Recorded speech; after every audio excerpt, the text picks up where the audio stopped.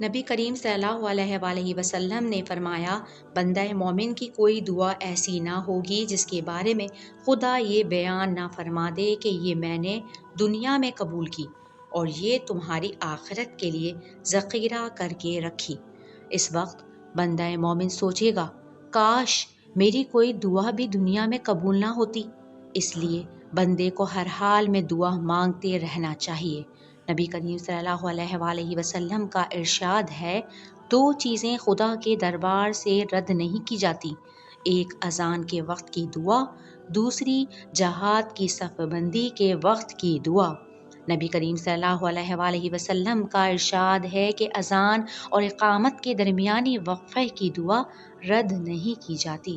صحابہ کرام رضی اللہ عنہم نے دریافت کیا، یا رسول اللہ، اس وقفے میں کیا دعا مانگا کریں؟ فرمایا، یہ دعا مانگا کرو، اللہم انی اسألک العفو والعافیۃ فی الدنیا والآخرہ۔ حضرت ابو ہریرہ رضی اللہ تعالیٰ عنہ سے روایت ہے کہ رسول اللہ صلی اللہ علیہ وآلہ وسلم نے فرمایا، تین دعائیں ہیں جو خاص طور سے قبول ہوتی ہیں، ان کی قبولیت میں شک ہی نہیں۔ ایک، اولاد کے حق میں ماں باپ کی دعا، دو، مسافر اور پردیسی کی دعا، تین، اور مظلوم کی دعا۔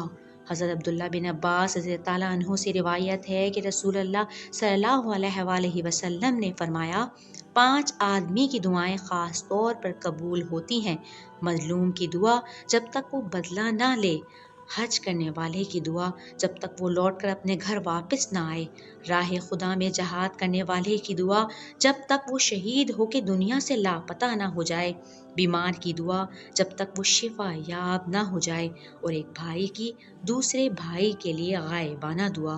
یہ سب بیان فرمانے کے بعد آپ صلی اللہ علیہ وآلہ وسلم نے ارشاد فرمایا، اور ان دعاؤں میں سب سے جلدی قبول ہونے والی دعا کسی بھائی کے لیے غائبانہ دعا ہے۔